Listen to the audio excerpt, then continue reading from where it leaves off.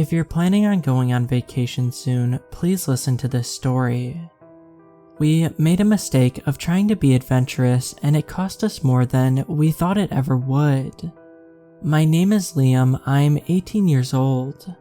I worked part-time jobs ever since I got into high school to be able to afford a vacation before going to college. The reason I wanted to do this was because once I left for college, I'd be either stuck in my room studying or going to low-budget college parties, neither of which sounded great. 3 of my best friends from high school also had the same idea. A small Asian guy named Seth. His parents immigrated to America from Japan. One of the friends I never thought I would have. Sarah, she was a Caucasian daddy's girl. She was spoiled and always got what she wanted. And a tall black guy named JJ, who was chill and loved to crack jokes to make people laugh. The 4 of us decided we wanted to go on vacation together. It would cost us less and we could spend more time with each other before we went our separate ways. We were thinking of where to go when Seth suggested we should go to Japan. You're always talking about how you would love to see Japan, so why not go there? I'm sure my parents would love it too if I visited Japan, he said, smile on his face. He always wanted to impress his parents, but he was right. We did want to visit Japan, and he would help us navigate because he could still speak Japanese. We all agreed, and after we graduated, we booked tickets for a flight to Japan on Friday morning. We spent the next couple of days packing up our stuff, and JJ said he had some camping equipment we could take there in case we decided to go camping. When Friday morning came, we were all waiting in the airport, excited to go on vacation and explore. After a while, we got on a plane and the flight went smoothly. I was asleep for most of it. We landed in Chuo and went to a hotel so that we could get ourselves rooms. We spent the rest of the day exploring the city, trying different street foods. And before we knew it, it was time for us to get back to our hotel rooms and call it a night. The next day, we woke up feeling refreshed and ready for a new day of exploration. We were at one of the street food vendors that sold dango, when we decided to ask if there were any interesting locations for camping. He said that there was a forest known for people committing suicide in it. The name was Aokigahara, but he told us we weren't allowed to camp in there, only visit for tours. Being the dumb and adventurous teenagers that we were, we decided we'd go camping there. Not our first time breaking the rules, and we would find a nice secluded spot in there, so that no one would bother us or even know we were there. Seth was against the idea at first, saying how we should respect the dead and not to do what we were not supposed to. But he quickly agreed after he saw that we were not letting that opportunity go. We rented a car, bought some booze, a fire starting kit, and a survival knife in case anything attacked us. As the evening came, we started making our way to the forest. The drive took about 40 minutes, so it wasn't too bad. We had a lot to talk about. We got there as it started getting dark, and we quickly made a fire and set up our tents in which we were going to sleep. The next couple of hours were spent talking, drinking, and generally having fun. We shared scary stories we came upon in our life, and soon, the time came for us to go to bed. We put out the fire and I got into my sleeping bag and dozed off. I woke up in the middle of the night. As I rubbed my eyes, I decided to see what time it was. The clock read 2:48 a.m., and I realized I needed to pee really bad. As I left my tent and made my way a bit deeper into the woods, I thought I saw a figure of a person, but as I blinked again, it was gone. I shrugged it off as me being hungover and just seeing things.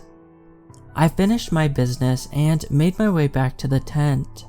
I fell asleep and once again I was awoken, but this time I could hear something. It sounded like a muffled voice speaking in Japanese. Thinking it was Seth speaking with the park ranger or something, I got out of my tent and I could see Seth at the edge of the forest. Based on his posture, I figured he wasn't peeing, so I thought he may have been sleepwalking. As I approached him, the voice became more loud and clear, indicating that it was indeed Seth speaking. "Hey man, what are you up to?" I asked, expecting him to either not answer because he was sleepwalking or be embarrassed that I caught him talking to himself in the middle of the night. Seth did stop speaking, but he didn't turn in my direction. He was looking out into the woods, not saying anything. As I moved a few steps forward, he turned towards me in a speed I never thought was possible. He jerked his hand a bit, which was placed on the left side of his abdomen as he let out a groan. "Are you okay?" I said, moving towards him. That's when I noticed what he was actually doing. He plunged our survival knife deep into his abdomen. He looked at me with a satisfying expression as he slid the knife horizontally across his abdomen. I was frozen in fear, standing still as my friend bled out in front of me. After I gained some control of my body, I screamed. My lungs burned as I screamed again and again. JJ and Sarah woke up to see what was happening, and once they saw Seth, they too screamed at the top of their lungs. "We need to get the hell out of here," I said as I ran back to our camp to pack up our stuff. Not even 10 seconds into the packing, I could hear JJ scream, "No, Sarah! Where the hell are you going?" he yelled, and as I turned my head, I could see Sarah running into the woods. "Damn, we need to go after her. We can't leave her here in the forest alone," I exclaimed, nodding my head to the direction in which she ran. JJ just nodded his head as we ran after her, adrenaline pumping in our veins. We ran like that for 5 minutes until we saw Sarah climbing a tree, already almost at the top. "Sarah, get down, please, you don't want to do this," I said with worry and panic enveloping me. As she climbed the tree, she looked at me and JJ once again with a smile, and a look of satisfaction on her face as she let herself fall down on top of her head. The sound of bones snapping as her body fell limp and lifeless. We didn't say anything. We simply looked at the ground for 5 minutes, 10 minutes. I'm not even sure how long. We just sat there, our gaze meeting the ground beneath us. As we were looking down, JJ pulled out a knife which was already covered in Seth's blood. I didn't even try to stop him. No, I was waiting for him to do it, so I can have my turn. Just as he was about to pierce his abdomen, a figure emerged from the bushes next to us and shoved JJ, who in turn dropped his knife. The man said something in Japanese as he picked JJ up and made a gesture for us to follow him. And we did. We followed him back to what we assumed was his house. He made us some tea as he started to speak. How many have passed?" the man said bluntly. Me and JJ looked at each other as we said 2 in unison. "This forest makes people want to end their lives. It's not known for suicides for no reason. Every time someone spends more than 6 hours in the forest makes them commit suicide." He paused, meeting our gaze to make sure we were still listening. "The reason it does this is because there was a tribe living there hundreds of years ago.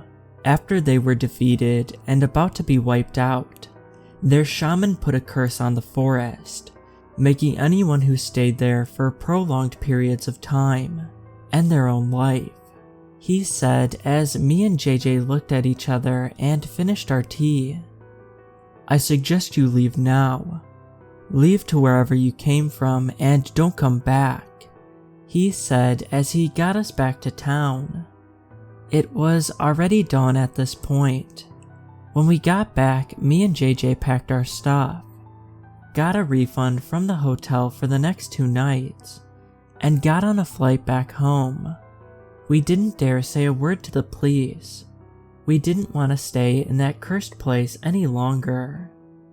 2 weeks have passed since that incident, and I just got news that JJ committed suicide. As I'm sitting here about to post this, with a gun sitting in my right hand, it doesn't seem like such a bad idea.